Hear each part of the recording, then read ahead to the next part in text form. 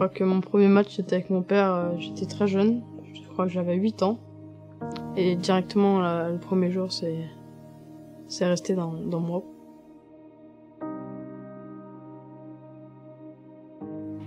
J'étais au fond de mon lit, dans l'obscurité. Mes parents n'aimaient pas le foot. Et j'ai vécu les matchs mythiques à la radio. Mon père d'ailleurs m'a confisqué mon transistor. C'était pas grave, on avait gagné. À l'époque, je devais avoir 14 balais. Pour aller à Saint-Étienne, on a réussi à monter dans un bus de supporters. Je suis rentré dans le stade, Cop Nord, je me souviens. Et l'entrée des joueurs, ça c'est un souvenir. L'entrée des joueurs, je crois que ça craque à un moment donné. Il y a des fumigènes, il y a la musique. Et là, t'as tout le Cop qui se met à chanter. J'avais jamais vu ça. J'arrivais plus à m'exprimer, j'arrivais plus à rien faire, j'avais les larmes aux yeux, j'étais où? Ça chante du début à la fin. Quel que soit le résultat, ça chante, ça remercie les joueurs quand ils se battent. Moi, je suis arrivée dans le chaudron, j'ai fait ouais, enfin, c'était énorme quoi de voir. Puis j'ai remis tous les chants et je disais mais j'ai envie de pleurer tellement c'était trop.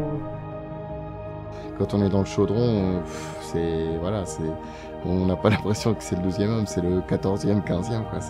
C'est vraiment une résonance énorme pour une ambiance unique. Il n'y a plus rien qui a d'importance, que ce soit le milieu social ou... Tout le monde est là pour Saint-Étienne et tout le monde donne tout ce qu'il a, toute la voix, tout... On ressort du match, on a des bleus partout, mais on adore et on y tourne encore plus fort la fois d'après, quoi.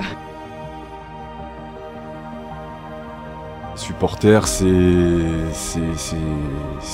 supporter ton équipe quoi qu'il arrive, dans les bons, dans les mauvais. Alors les mauvais, bon, ils font mal à la tête, mais tu t'y remets parce que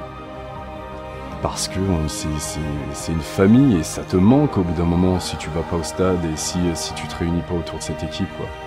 Peu importe le résultat, parce que c'est l'excuse pour aller au stade. C'est un peu comme une religion. Sauf qu'au lieu d'aller à la messe le week-end, on va au stade. Ça reste un club à part. Saint-Étienne fait partie intégrante de ma vie. C'est très très important, je l'ai même dans la peau. Évidemment que Saint-Étienne est spécial pour ça parce que je me considère comme stéphanois avant tout, quoi. Alors que j'ai jamais vécu à Saint-Étienne. Donc si ça c'est pas quelque chose de spécial. Le textile, c'est pas un milieu que je connais. Je m'attendais pas à ça, c'est une super découverte. Honnêtement, j'ai été très étonné.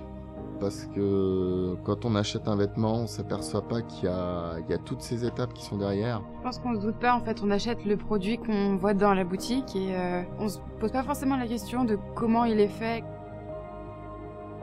Moi j'ai trouvé ça impressionnant, déjà de voir vraiment que tout le monde travaille encore à la main. C'était... Ouais, je m'attendais pas du tout à ça, quoi. Et du coup, j'ai trouvé ça... On a l'impression qu'ils prennent vraiment soin du produit du début jusqu'à la fin, quoi. On se dit que les gens, c'est des génies, quoi. Vous prenez le pari de revenir, de le faire chez nous, et ça, c'est bien. Ça représente les valeurs de Saint-Étienne aussi, où c'est pas facile de faire du textile en France à l'heure actuelle, et on en fait, on se bat pour le faire. Il y a un vrai savoir-faire qui se dégage, et ça touche parce qu'on sent que c'est un héritage qui s'est transmis, quoi, et ça c'est quelque chose qui touche.